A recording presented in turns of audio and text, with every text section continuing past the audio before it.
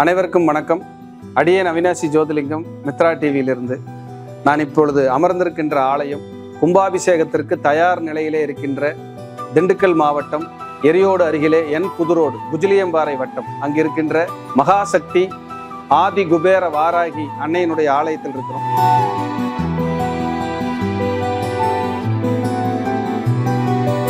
கும்பாபிஷேகத்துக்கு ஆலயம் தயார் நிலையில் இருக்கு. பிராபவ வருடம் ஆவணி மாதம் 31ஆம் தேதி 17/9/2026 வியாழக்கிழமை குருவாரத்திலே காலை 10:45 மணி முதல் காலை 11:10 மணிக்குள் ஆலயத்தினுடைய மிக பிரம்மாண்டமான கும்பாபிஷேக விழா நடைபெற இருக்கிறது.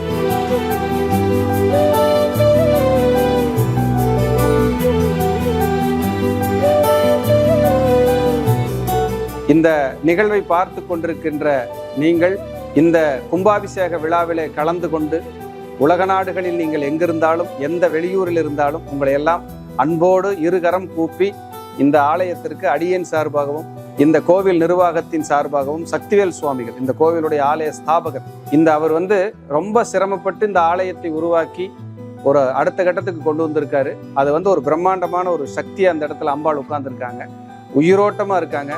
இங்கே யாரெல்லாம் வழிபடுறீங்களோ அவங்களுக்கெல்லாம் நிச்சயமா உங்களுடைய எல்லா நெருக்கடிகளும் தீர்ந்து சுபிட்சம் கிடைக்குங்கிறதுல எந்த மாற்று கருத்துக்கு இடமே கிடையாது.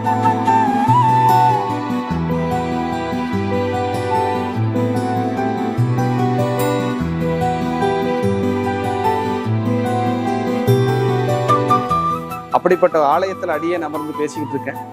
நீங்களும் எல்லாரும் வரணும், உங்களையும் நான் இந்த ஆலயத்தில் எல்லாரையும் பார்க்கணும்னு விருப்பப்படுறேன். கண்டிப்பா வாங்க. இந்த ஆலயத்திற்கு உங்களால் முடிந்த இந்த ஆலய கும்பாபிஷேக விழா மாபெரும் விழாவாக பிரம்மாண்ட விழாவாக நடைபெற இருக்கிறது.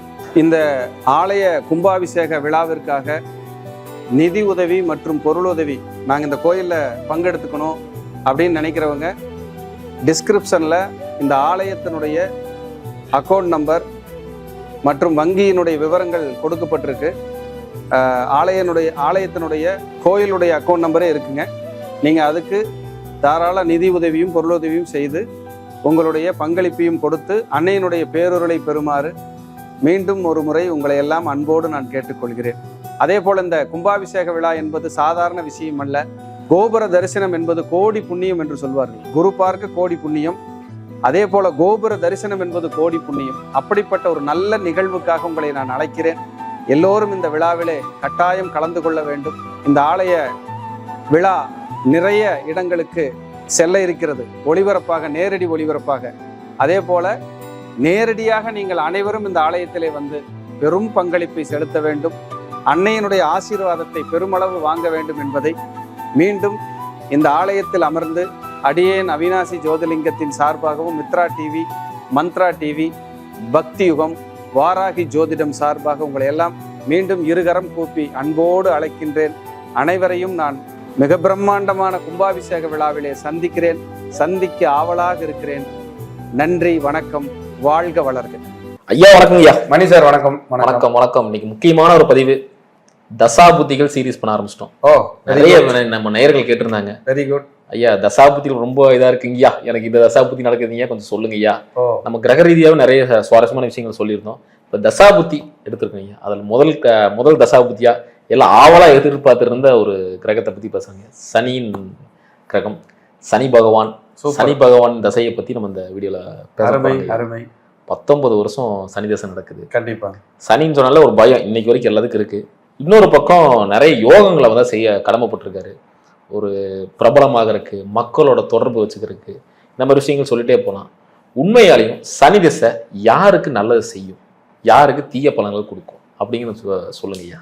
ஈஸ்வரம் பட்டம் பெற்ற 9 கோள்களில் ஒருவர் சனீஸ்வரர். திருநள்ளாற்றிலே வீற்றிருக்கும் சனீஸ்வர் அப்படிங்கிற ஒரு அற்புதமான ஒரு அமைப்பை கொண்டவர். வான வீதியில் அனைத்து கிரகங்களுக்கும் அப்பாற்பட்டு பல லட்சம் பல கோடி மைல்களுக்கு தள்ளி இருக்கிற ஒரு கிரகம் சனி. சனி கொடுத்தார் எவர் தடுப்பார், சனி கொடுத்தார் எவர் தடுப்பார். பூசம், அனுசம், உத்திரட்டாதி நட்சத்திரத்துக்கு சொந்தக்காரர். கிழமைகளில் சனிக்கிழமைக்கு சொந்தக்காரர். ஹோரையில் சனிகோரைக்கு சொந்தக்காரர். நிறங்களில் கருப்பு நிறத்திற்கு நீல நிறத்திற்கு சொந்தக்காரர் சனீஸ்வர பகவான். ஈஸ்வரம் பட்டம் பெற்றவர். மகர ராசி. மகர ராசிக்கும் கும்பராசிக்கும் அதிகாரம் கொண்டவர். துலாம் ராசியிலே உச்சம் பெற்று மேசம் ராசியிலே நீசமடையக்கூடியவர். இப்படிப்பட்ட சனீஸ்வரன் ஒரு மனித வாழ்வில் தசையாக வரும்போது அவர் எப்படி கொடுப்பார், இல்லை என்றால் எங்கே கெடுப்பார் என்பதைத்தான் முழு மூச்சாக முழு வீச்சாக இந்த பதிவிலே நாம் காண இருக்கிறோம். கண்டிப்பா கண்டிப்பா. அப்ப சனியை பத்தி பார்த்து கண்டிப்பா. ஓம் காகத்வஜாய வித்மகி கட்ககஸ்தாய தீமகி தன்னோ மந்த பிரச்சோதயா. எனக்கு பிடிச்ச கிரகம் சார் சனீஸ்வரன். சனி கொடுத்தார் எவர் தடுப்பார், சனி கொடுத்தார் எவர் தடுப்பார். இது யாரும் மாற்ற முடியாது. அரசனுக்கும் நிகரானவன் சார் சனி. ஆயுளுக்கு அதிகாரம் கொண்டவர், தொழிலுக்கு அதிகாரம் கொண்டவர், ஏழை பங்காளர், உழைப்புக்கு அதிகாரம் கொண்டவர், ஏழை பங்காளன் உழைப்புக்கு அதிகாரம் கொண்டவர், இரும்பு மெட்டலுக்கு அதிகாரம் கொண்டவர் சனீஸ்வரன். சனீஸ்வரன் கருப்பு நிறத்திற்கு அதிகாரம் கொண்டவர், நேர்மை, தானியத்தில் எள்ளுக்கு அதிகாரம் கொண்டவர், நேர்மை, நியாயம், தர்ம சிந்தனை, மனிதாபிமானம், கரெக்டுனா கரெக்டு, தப்புனா தப்பு, நான் இப்படித்தான் என் லைஃப் இருப்பேன், வைராக்கியம் கொண்டவர். நான் யார் நீ என்னை முறைச்சினாலே கூட நான் 3 நாளைக்கு பேச மாட்டேன், திட்டிட்டேன்னா 1 மாசத்துக்கு பேச மாட்டேன் அப்படின்னு ஒரு வைராக்கியம் இருக்குன்னா அது சனீஸ்வரனுக்கு தான் சார்.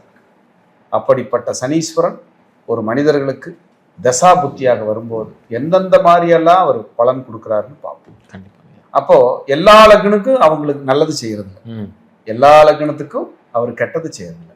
முதல்ல எந்தெந்த லக்னங்களுக்கு அள்ளி கொடுப்பார் அப்படிங்கிறத பார்ப்போம். ஃபர்ஸ்ட் லக்னம் ரிஷபம். ரிஷப லக்னத்துக்கு சனி அள்ளி கொடுப்பார், கிள்ளியெல்லாம் கொடுக்க மாட்டார், அள்ளி கொடுப்பார். ஃப்ரெண்டு, பெஸ்ட் ஃப்ரெண்டு ரிஷப லக்னத்துக்கு சனீஸ்வரன். அதுக்கப்புறம் துலாம் லக்னத்துக்கு பெஸ்ட் ஃப்ரெண்டு சனீஸ்வரன். இந்த 2 லக்னத்துக்கு தான் அதீத ஆற்றல், அதீத பலன்களை அள்ளி கொடுப்பார். மீதி எல்லாமே சுமார் தான், மீதி எல்லாமே சுமார் தான், எல்லாமே ஆவரேஜா தான் இருக்கு, ஓகேவா இருக்கு. அவங்க சொந்த வீடா இருக்கக்கூடிய மகரம் கும்பமா இருந்தா கூட அவர் அனுபவத்தை தான் நிறைய கொடுக்குறாரு. நீங்க யாராவது மகர லக்னம் கும்ப லக்னம் எனக்கு சனி திசை வந்துருச்சு அப்படின்னா வாசிச்சுட்டு தான் போகும். ஏன் லக்னாதிபதி தான். லக்னாதிபதி எப்படி கெடுப்பார் அப்படின்னா நீங்க வந்தவங்களை கேட்டாதான் தெரியும், என் அனுபவத்துலதான் நான் சொல்றேன். நம்மளெல்லாம் ஒண்ணு செய்ய மாட்டேன், நம்மளெல்லாம் அவர் ஒண்ணு. நீங்க மகர ராசிக்காரங்க சார் அப்படித்தானே சார் சொல்லிட்டு தெரிஞ்சாங்க, சனிய சொந்த வீட்டுக்கு அதிகாரம் கொண்டவன், 7.5 சனியில எங்களை தூக்கி தூக்கி நிப்பாட்டிடுவாருன்னு. மகர ராசி முக்காடு போட்டு தலைமறை வாழ்க்கை வாழ்ந்தது நமக்கு தானே தெரியும். கும்பராசிக்காரங்க முக்காடு போட்டு தலைமறை வாழ்க்கை வாழ்றது நமக்கு தானே தெரியும். அப்படி அவர் உழுக்குவார். ஆனா கும்பராசிக்கும் மகர ராசிக்கும் சற்றேறக்குறைய நன்மைகளை செய்ய கடமைப்பட்டவர். தனுசு லக்னத்துக்கும் நன்மையை செய்ய கடமைப்பட்டவர். விருச்சிகத்துக்கும் மேசத்துக்கும் எல்லாம் பாஸ் மார்க் தான். வரவே கூடாது சிம்ம, அதாவது வரவே கூடாது இவங்களுக்கெல்லாம் சனி திசை அப்படின்னா சிம்ம லக்னத்துக்கும் கடக லக்னத்துக்கும் தான். ஒரு திசை வராம இருந்தா நல்லதுன்னா அது சனி திசைன்னு தான் நான் சொல்லுவேன். 12 கட்டத்துல எங்க இருந்தாலும் ஒரு நொறுக்கிட்டு தான் விடுவாங்க. இது அனுபவம். கண்டிப்பா. கெட்டு போயிட்டாரு, 8 கூடையும் 12ல மறைகிறார், அதெல்லாம் அப்புறம். உங்களை ஒரு கிழிச்சு தொங்க விடாம அவரு போகவே மாட்டார், அப்படிங்கிறத உண்மை. இப்ப மேச லக்னக்காரங்களுக்கு சனி பாதகாதிபதி, அவரே தொழில்காரங்க. இவங்க கரெக்டா புத்தி யூஸ் பண்ணி கரெக்டா எதுவும் செய்யலைன்னா தொழிலை முடிச்சு விட்டுருவார், ஆரோக்கியத்தை கெடுப்பார், நிம்மதியை கெடுப்பார், போராட்டத்தை கொடுப்பாரு, நண்பர்களால பகை பண்ணுவார், லாபத்தை கெடுப்பார். இத்தனையும் அவர் பண்ணாம போக மாட்டார் மேசலக்கணக்காரங்களுக்கு. அப்ப சனி எப்படி இருக்கணும் மேசலக்கணத்துக்கு? எங்க இருந்தாலும் ஏதாவது ஒரு குரு பார்வையோ ஒரு சுக்கிரன் பார்வையோ இப்படி இருந்தா பெஸ்ட். இல்லைன்னா அது ஏதாவது ஒரு ரூபத்துல அது உங்களுக்கு தொந்தரவு பண்ணும். ரிஷபலக்ன நண்பர்களுக்கு 9, 10 கூடிய தர்மகர்மாதி எங்க இருந்தாலும் ஓரளவுக்கு மேனேஜ் பண்ண வச்சிருவாரு. ஆனா ரிஷபலக்னத்துக்கு லக்னத்தில் இருந்தாலும் 2ல் இருந்தாலும் 5ல் இருந்தாலும் 6ல் இருந்தாலும் அதே போல 7ல் இருந்தாலும் 9, 10ல் இருந்தாலும் 11ல் இருந்தாலும் அள்ளி கொடுத்துருவார். நல்லா இரு, சிறப்பா இரு அப்படின்னு சொல்லிடுவார். அது ஒரு பலத்தை கொடுப்பார். அப்படின்னா எந்த மாற்றமும் இல்லை. மிதுன லக்னத்துக்கு பாதி நன்மை பாதி தீமை. 8க்கும் உடையவர் 9க்கும் உடையவர். போராடவும் செய்வாரு, கொடுக்கவும் செய்வார். ஏன்னா அவரு பாக்கி அதிபதியும் வராரு. ஆமா, ஆனா 8ஆம் அதிபதியும் அவர் தானே. பேராசைப்படாம இருக்கிறத வச்சு நிதானமா ஓட்டுனீங்கன்னா வண்டி ஓடிடும், இல்லைன்னா தொல்லை பண்ணாம போகாது. கடகலக்கணத்துக்கு 7, 8 குடையவர். கடகத்துக்கும் சிம்மத்துக்கும் சனியே ஒருத்தரா வர்றதுனால இவங்க திருமண வாழ்க்கையில கசப்பு, பார்ட்னர்ல கசப்பு, பிரச்சனை, போராட்டம் இல்லாம வாழவே முடியாது. இல்ல நாங்க நல்லா இருக்கிறோன்னா லைஃப் பார்ட்னருக்கு ஹெல்த்தாவது பாதிக்கும். சிம்மத்துக்கு கடகத்துக்கு என் அனுபவத்துல சனி திசை வராம தப்பிச்சுட்டாங்கன்னா தப்பிச்சு ஓடி போயிரு, இல்லைன்னா ஒரு உழுக்கு உழுக்காம போகாது. அப்புறம் கன்னிக்கு 5 குடையவர் 6 குடையவர். 6ங்கிறது ஒரு ஆவரேஜ், 5ங்கிறது பெட்டர். அப்ப கன்னிக்கு ஓகே. அடுத்தது துலாம், அடிச்சு பின்னி எடுப்பார். அவர் 6, 8, 12 மறையாம இருக்கிற வரைக்கும் நல்லது, நல்ல இடங்கள்ல இருந்தா சேஃப். விருச்சிகத்துக்கு ஆவரேஜ் 3, 4 குடையவர். அவர் 8ஆம் இடத்துல இருந்தாலோ 6ஆம் இடத்துல இருந்தாலோ 12ஆம் இடத்துல இருந்து மறைஞ்சாலோ கொஞ்சம் தொல்லை ஜாஸ்தி. மற்ற இடத்துல இருந்தா மேனேஜ் பண்ணிக்கலாம் அப்படிங்கிற மாதிரியான ஒரு அமைப்பு. அடுத்தது தனுசு, 2க்கும் 3க்கும் உடையவர். அவர் எங்கேயாவது ஒரு 11ஆவது வீட்டுல இருக்காரு,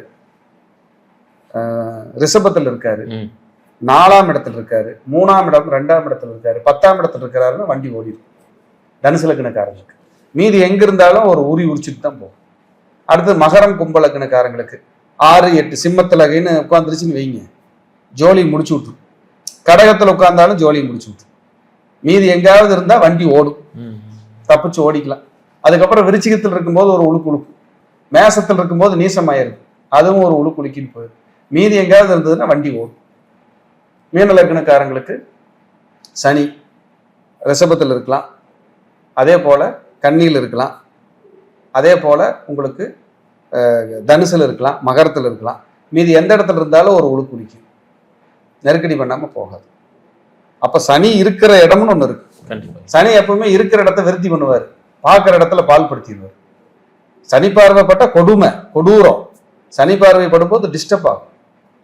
அப்போ சனீஸ்வரன் அப்படிங்கிறது பாத்தீங்கன்னா நம்ம தொழில் செஞ்சு இந்த பூமியில சமுதாயத்தோட ஒத்து போய் நமக்கெல்லாம் பழக்க வழக்கம் வந்து சமுதாய சேவை செஞ்சு ஹெல்பிங் மைண்டோட எல்லாத்துக்கும் நல்ல சர்வீஸ் பண்ணி நம்ம ஊர்ல நல்ல பேர் எடுத்து சில கோடிகளை பணம் சம்பாரிச்சு காரு வீடு வாகனம்னு நல்ல மதிப்பு மரியாதையோட இருக்கிறதுக்கு சனியோட ஆசீர்வாதம் வேண்டும்.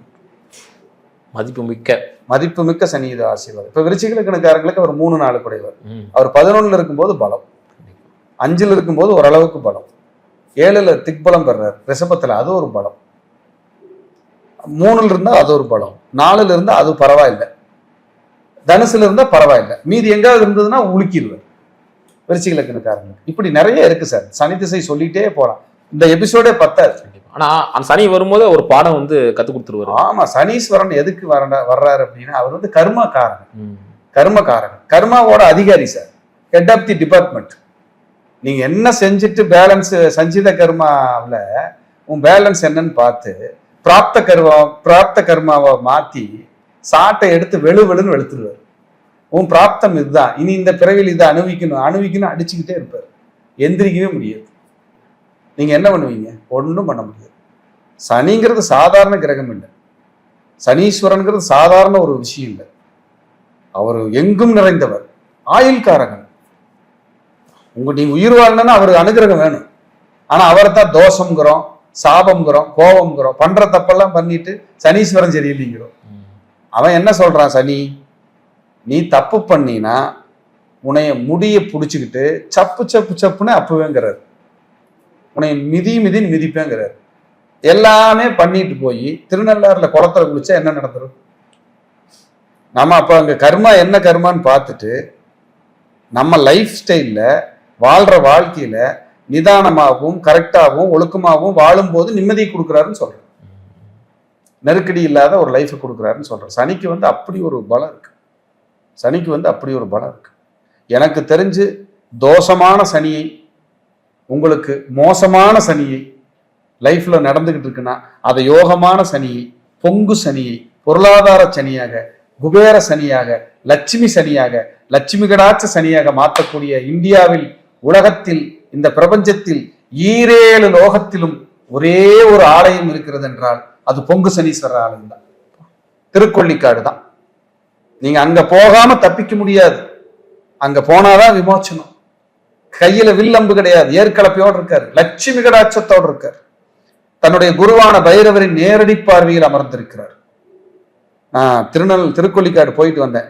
நான் வீடியோவெல்லாம் பேசினதுக்கு அப்புறம் கிட்டத்தட்ட அது ஒரு பல லட்சம் போயிருச்சு வியூஸ். கூட்டமா போயிட்டு தான் இருக்கு. அங்க போயிங்கயா 3 கிலோமீட்டருக்கு கிரௌடு நிக்கிறாங்க. போய் பார்த்தேன். கார் வந்து சனிக்கிழமையானா அந்த கார் அந்த ஒத்த ரோட்ல அடிக்கும் தலைக்கு நிக்குது. அந்த இடத்துக்கு அப்படி ஒரு மகத்துவம். அந்த இடம் போனா மக்கள் கூட்டத்தை பார்த்து நிச்சயமா இவங்க வந்திருக்கிறவங்களுக்கெல்லாம் விமோச்சனம் கிடைக்கணும்னு நான் பிரார்த்தனை பண்ணிட்டு வந்தேன். அந்த அபிஷேகம் செஞ்சுட்டு வந்தேன். நான் போய் அங்க பேசி அவங்ககிட்ட எல்லாம் சொல்லி அபிஷேகம் பண்ணிட்டு வந்தேன். உண்மையிலேயே பொங்கு சனி தான். இன்னைக்கெல்லாம் பார்த்துக்கிட்டே இருக்கலான் இருக்கு. அவர் சின்ன விக்கிரகம் தான், 2 அடி தான் இருப்பாரு.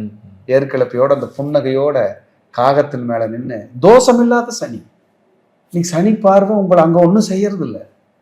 திருக்கொள்ளிக்காடார் நால்வர்ல ஒருவர் என்ன பாடியிருக்காருன்னா, இங்க யாரெல்லாம் வர்றீங்களோ ஓங்கு புகழ் கொள்ளிக்காடாரே. எப்படி? ஓங்கு புகழ் கொள்ளிக்காடாரே, நீ கர்ம வினையெல்லாம் நீங்கி புகழோட வாழ்வப்பா அப்படின்னு ஒரு அனுகிரகமா இருக்கார். சாமி பேரு அங்க சிவன் பேரு அக்னிபுரீஸ்வரர், அம்பாள் பேரு பஞ்சினும் வெள்ளிடையார். கண்டிப்பா அப்ப பொங்கு சனி அங்க சாதாரண விஷயம். அங்க போய் நல்லெண்ணெய் விளக்கு 19 விளக்கு போட்டு மானசீகமா வேண்டிட்டு, உங்களுக்கு சனி ரொம்ப கொடூரமா இருக்காரு, அனுகிரகமே பண்ணாம இருக்காரு, பிரச்சனையோட இருக்காரு அப்படின்னா கடுகு எண்ணெய் வாங்கிட்டு போய் தீபம் போடுது. கடுகு எண்ணெய் வாங்கிட்டு போய், சனி திசை நடக்குது, நான் சிம்ம லக்னம், எனக்கு லக்னத்திலேயே இருந்து சனி திசை நடத்துறாரு, நேர கடுகு எண்ணெய் வாங்கிட்டு போயிருங்க. கடுகு எண்ணெய் மஸ்டர்ட் ஆயில் சொல்லுவாங்க ஆங்கிலத்துல. கடுகு எண்ணெய் வாங்கி பூஜா ஸ்டோர்ல விற்கும். அதுல விளக்கு போட்டுட்டு, அது தாந்திரிக பரிகாரம், கருப்பு வஸ்திரம் சாத்தி மாலை வாங்கி போட்டு பிரார்த்தனை பண்ணிட்டு வாங்க. முடிஞ்சா அந்த ரொம்ப கொடூரமா இருக்கிற நீங்க, உங்களுக்கு தசை நடக்குதுன்னா வீட்டுல இருந்தே செருப்பு அணியாம போங்க. வீட்டுல இருந்தே தலை சிறந்த ரெமிடி பொருள், செருப்பு அணியாம போங்க.